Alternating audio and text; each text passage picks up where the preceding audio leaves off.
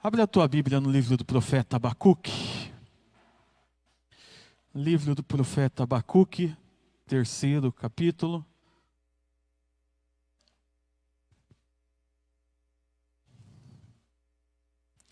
Livro do profeta Abacuque, 3º capítulo.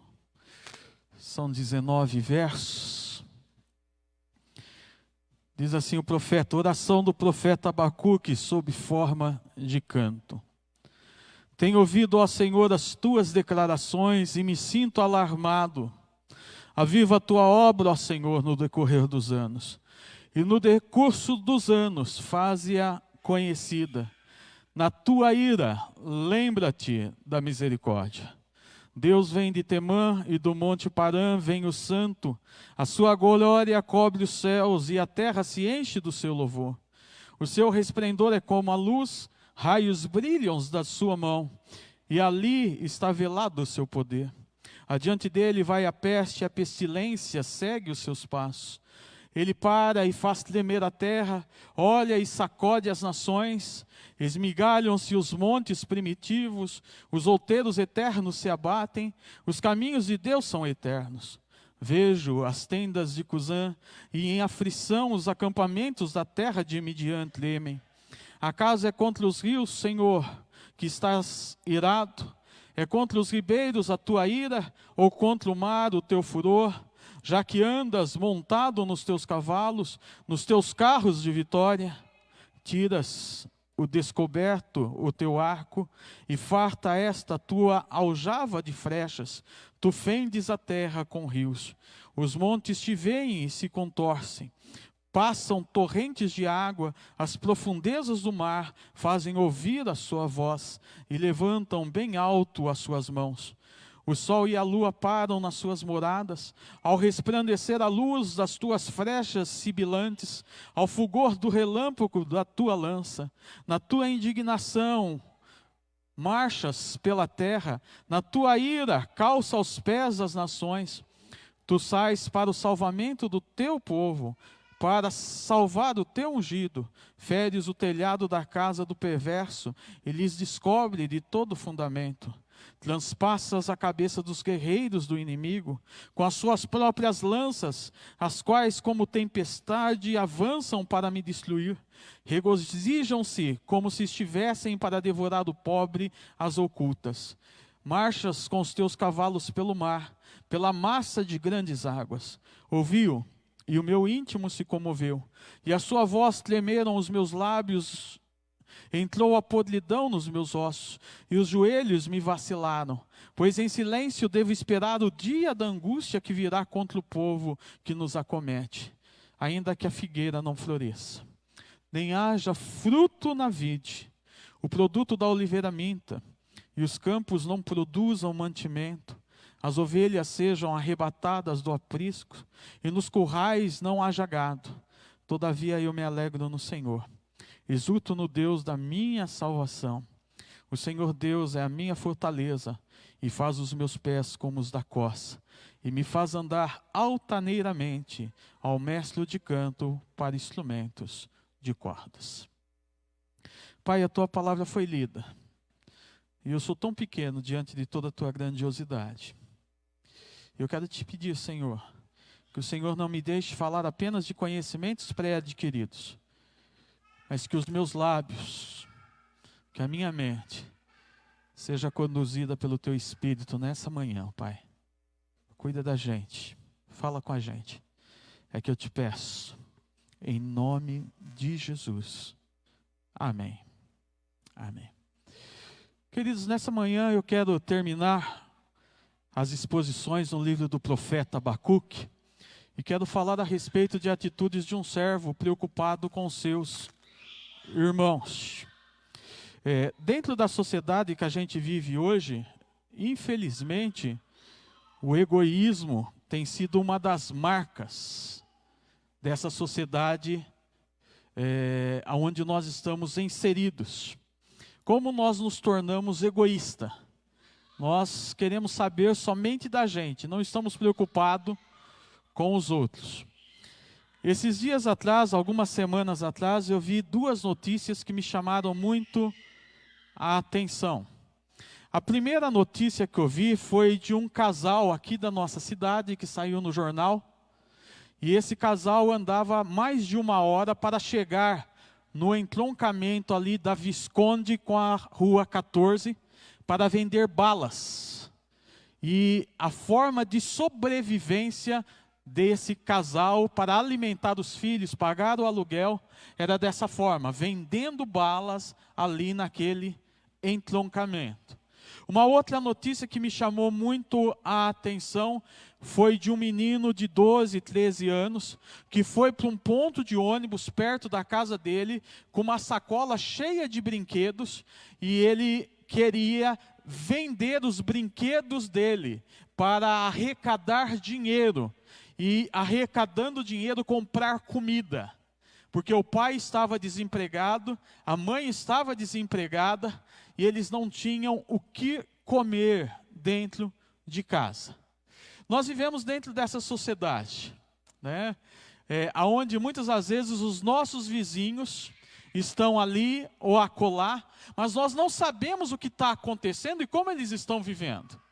Eu não tenho esses dados, mas eu acredito que o índice de pessoas desempregadas se encontra assustador.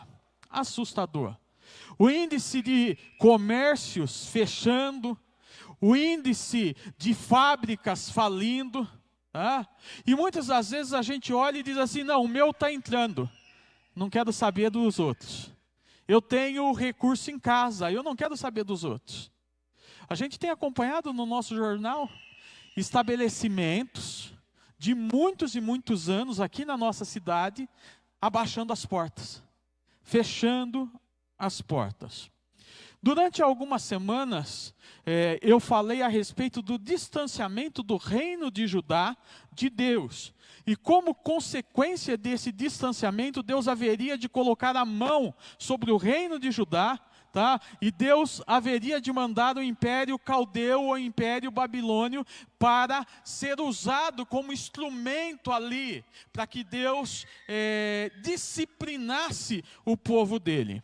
Nós vimos nos 2 primeiros capítulos atitudes confrontativas do profeta Abacuque com Deus. Nós vimos e procuramos entender, tá, essa reação do profeta, essa reação do servo de Deus. Normalmente o profeta era aquele que falava no nome de Deus, era a boca de Deus. E a gente viu no capítulo 1 que o profeta, ele vai confrontar a Deus, há uma mudança. Em vez dele falar aquilo que ele deveria dizer, que Deus estava colocando no coração dele, ele resolve fazer uma confrontação com Deus. O porquê disso? Por que o Senhor vai fazer isso? Por que está acontecendo isso? O porquê dessa situação? No capítulo 2 nós falamos também um pouquinho a respeito dos 5 ais e também de uma outra condição que o povo de Judá estava vivendo e o povo da Babilônia tinha essa atitude, esse hábito. Se você se lembra, nós falamos um pouquinho da soberba, falamos um pouquinho da idolatria, falamos um pouquinho da avareza, falamos um pouquinho desses hábitos que nos afastam de Deus. E nós vimos que Deus havia de confrontar o povo de Judá, mas nós vimos também que Deus haveria de extirpar o povo caldeu, o povo da Babilônia, da face da terra, por causa da sua soberba e da sua maldade. Nós vimos que Deus continuava fiel àquele povo que ele havia escolhido. A nação de Judá era a continuação de Abraão, de Isaac e de Jacó. Era o povo escolhido, era o povo diferenciado, era o povo especial aos olhos de Deus. Quando a gente chega agora no capítulo 3º, nesse último texto, a narrativa é de alguém que experimentou algo profundo no coração dele. De alguém que se vê livre do abismo existencial da onde ele estava nos 2 primeiros capítulos. Nós vemos alguém que parece ter sido restaurado. Nós vemos alguém que está cheio de sonhos. Nós vemos alguém motivado a continuar em frente. Para a maioria dos teólogos, essa oração do capítulo 3 do profeta Abacuque é uma oração clássica, é uma oração linda, porque é uma oração onde vai refletir a glória de Deus e aquilo que ele experimentou de Deus na trajetória dessa confrontação entre Judá e a Babilônia. Parece que depois de tanto conversar com Deus, depois de tanto ouvir a Deus, Abacuque chega no final e diz assim: Senhor, agora eu entendo quem tu és. Deixa eu usar um exemplo, parece o Jó.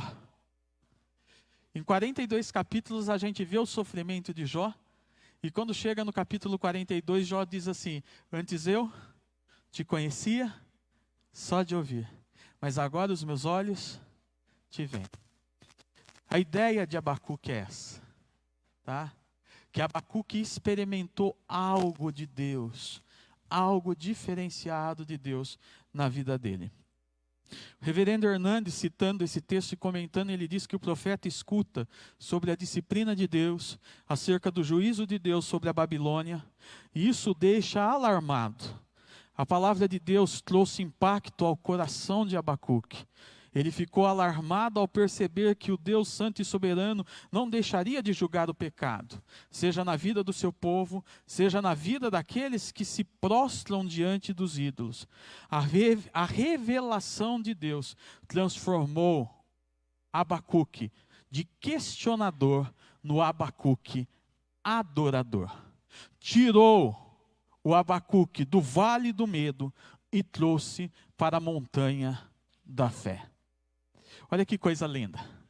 Um homem que estava no vale tem um encontro com Deus. Deus tira ele do vale e coloca ele na montanha da fé.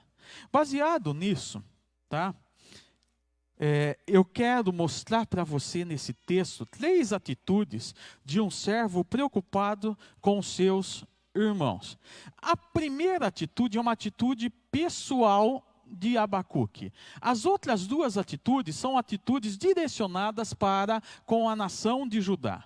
A primeira atitude está lá do verso 3 até o verso 19. Abacuque vai reconhecer a soberania, tá? E a ação de Deus também na história do povo de Israel. Abacuque olha e diz assim: o Deus que eu sirvo é o Deus que criou os céus e a terra. O Deus que eu sirvo é o Deus que foi lá buscar Abraão no meio de uma nação idólatra. O Deus que eu sirvo é o Deus que supriu todas as necessidades desse povo no deserto. O Deus que eu sirvo, o Deus que eu adoro, é o Deus que fez o céu e que fez as estrelas, é o Deus que fez a terra, é o Deus que fez o mar, é o Deus que fez as aves, é o Deus que supre cada uma das nossas necessidades. Então, do versículo 3 até o versículo 19, a gente vai ver Abacuque reconhecendo essa soberania de Deus e essa ação de Deus na história do povo de Israel. Tá? Será que nós temos histórias com Deus? Você já parou para pensar? As tuas histórias com Deus? As ações de Deus? As manifestações de Deus?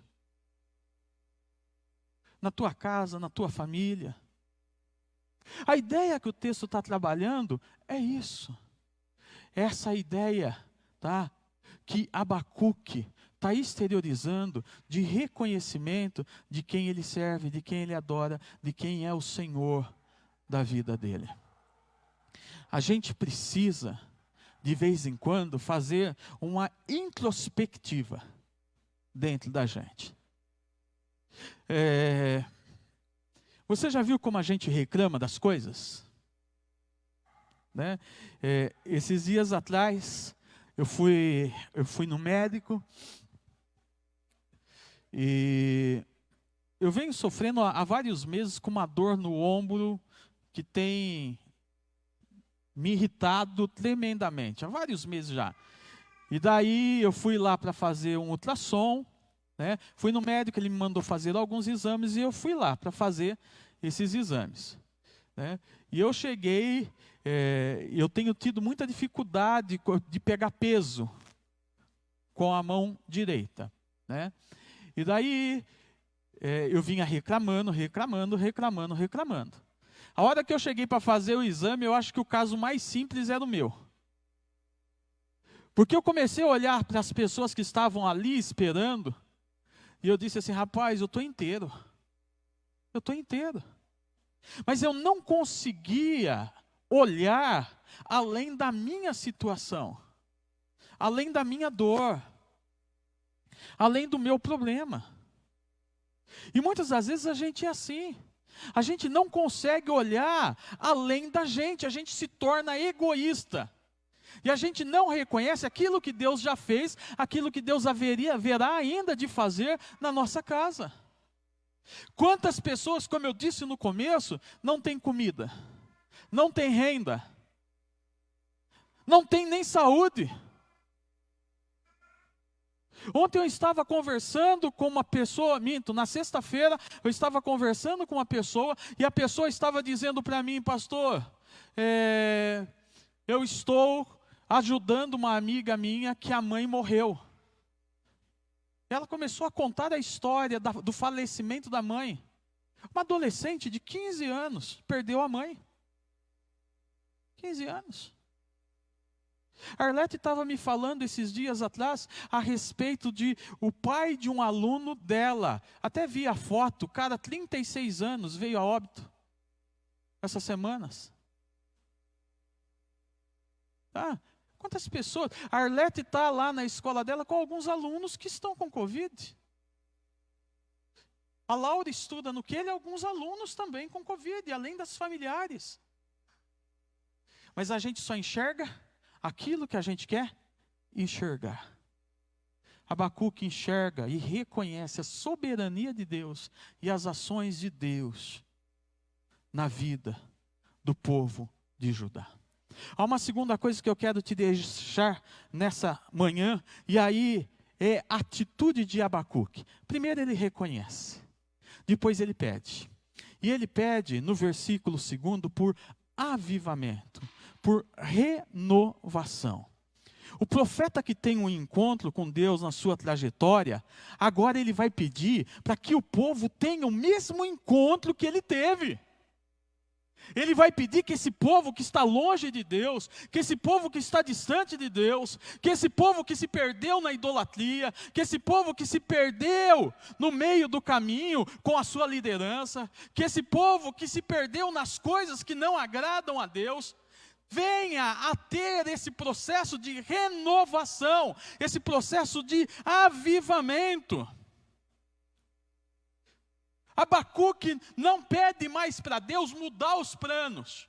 Abacuque não pede assim, Senhor, não mande a nação babilônica para cá, não mande a nação dos caldeus para destruir o teu povo, não faça isso, Senhor. O que Abacuque pede é que o povo de Judá, o povo de Deus, experimentasse o avivamento no coração deles, a renovação. E aí é interessante da gente entender, porque o clamor dele por avivamento, por renovação, não é um avivamento como a gente tem visto nos dias atuais. Eu estava vindo para a igreja, e na 6A há algumas igrejas, e nós passamos em frente a uma que estava aberta, e o Vaguinho disse assim, olha lá, como é que está animado o negócio e não sei o quê, né? E eu disse para ele assim, isso não significa que é uma igreja onde a presença do Senhor se faz presente. Porque a gente acha que o avivamento é falar em línguas, é gritar alto, é ter uma banda barulhenta, tá? É erguer as mãos, é bater palma. Avivamento não é isso, queridos. Avivamento começa quando o povo busca Deus em oração. Avivamento é uma volta para a palavra. Avivamento é busca por santidade. Avivamento é arrependimento. Avivamento é intimidade com Deus. O que Abacuque está falando nesse momento e está pedindo é que o povo de Judá voltasse a buscar a Deus com o mesmo fervor de outrora. Que o povo de Judá voltasse a ler as Escrituras, a orar, a buscar intimidade com Deus, a pedir por perdão, a reconhecer o seu pecado. Esse era o pedido de Abacuque agora para Deus. Senhor, visita a tua nação. Faça da tua nação uma nação diferente. Você já viu que a gente se perde no meio do caminho? A gente se perde. Hoje a gente tem, né, o GPS aí no celular, essas coisas aí, o Waze, um monte de coisa. Mas você já se perdeu, mesmo colocando o endereço? Já aconteceu isso comigo. Eu preciso ir em tal lugar, coloquei o endereço, me mandou para outro lugar que não era aquele que eu deveria ir. De vez em quando a gente se perde na nossa vida espiritual.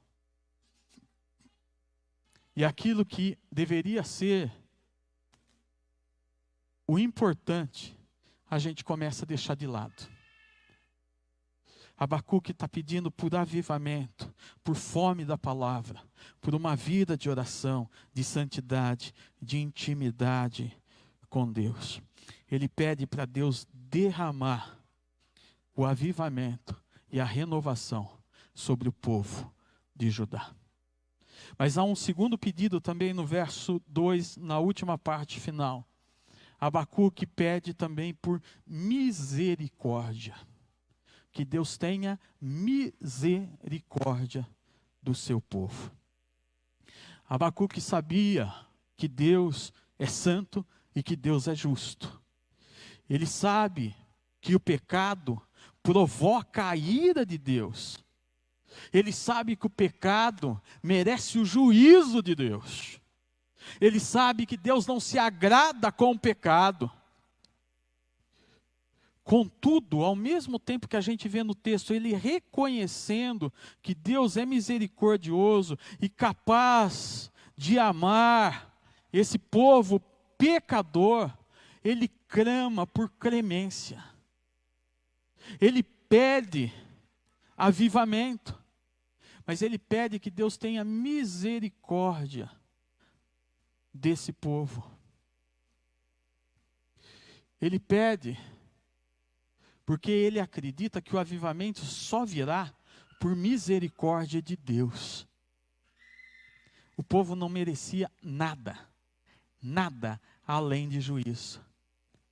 Mas ele reconhece que esse avivamento virá, o fluir do Espírito Santo viria sobre o povo de Judá, pelo manifestar misericordioso do Deus que ele havia experimentado. Deixa eu te falar de uma maneira bem clara para você entender. Sabe o que eu e você merecemos? O inferno. O inferno. Mas pela misericórdia do Senhor, nós somos salvos em Cristo Jesus. Abacuque está dizendo isso, o povo não merece nada, Senhor. O povo errou, o povo se afastou, o povo pisou na bola. Mas derrama a sua misericórdia, para que esse povo experimente o avivamento. Derrame a tua misericórdia, para que esse povo seja renovado. Derrame a tua misericórdia, para que esse povo reconheça a tua soberania. Derrame a tua misericórdia, Pai, para que esse povo relembre dos grandes feitos do Senhor do passado. E daí a gente vê esse texto lindo, terminando do capítulo 3, onde o Abacuque diz: ainda que a figueira não floresça, nem haja fruto na vida, o produto da oliveira minta, e os campos não produzam mantimento, as ovelhas sejam arrebatadas do aprisco, e nos currais não haja gado, todavia eu me alegro no Senhor, exulto o Deus da minha salvação. E aí, olha que coisa linda, tá? Ele está se alegrando no Senhor, ele está exultando o Senhor, e ele diz no verso 19, o Senhor é a minha fortaleza. E no final do versículo ele diz: esse Deus que eu sirvo, esse Deus que eu adoro, esse Deus que eu estou pedindo agora a Ele, que Ele tenha misericórdia dos meus irmãos, que Ele traga avivamento sobre a minha nação, tá? Eu acredito que esse Deus me faz andar altaneiramente. O profeta, ele pede por avivamento e não por ausência de sofrimento. Ele pede por manifestação poderosa de Deus no meio do seu povo, e não por prosperidade econômica ou política para o seu povo. O que eu quero te deixar nessa manhã para você aplicar para a tua vida? Primeira coisa é que feliz é a nação cujo Deus é o Senhor. Isso é bíblico. Mas nós precisamos clamar para que Ele visite verdadeiramente, poderosamente, a nossa nação, a nossa família, tá? A nossa igreja, a nossa cidade, aqueles que nós amamos. Queridos, oração, clamar, pedir, para Deus fazer a diferença. Uma segunda coisa: não há avivamento sem reconhecimento de quem é Deus, de seus feitos e de seus atos. Não há avivamento sem reconhecer a soberania de Deus. Soberania de Deus. Soberania de Deus. Numa aula de teologia sistemática no seminário, um dia a gente começou a perguntar para o professor qual era a doutrina mais importante da Bíblia. Não soterologia, salvação. E a gente começou todo mundo a falar alguma coisa. Tá? Daí o reverendo Salum parou e disse assim: soberania de Deus. Tudo aconteceu porque Deus assim o quis e porque Deus assim o determinou. Jesus só veio porque o Pai mandou. Jesus só salvou porque o Pai assim determinou. Nós só temos o céu porque assim também Ele fez. Uma terceira coisa para a gente terminar: nunca se esqueça que somos nada, não merecemos nada, mas pela misericórdia de Deus estamos aqui e temos sido sustentados por Ele. Quem sustenta a tua vida e a minha vida é o Deus que fez os céus e a terra, que é Senhor do avivamento e que é o Senhor da misericórdia. Vamos orar? Senhor nosso Deus, obrigado, Pai, por tudo que o Senhor tem feito, por tudo que o Senhor tem realizado. Abençoe a tua igreja nessa manhã. Eu te peço no nome santo de Jesus Cristo.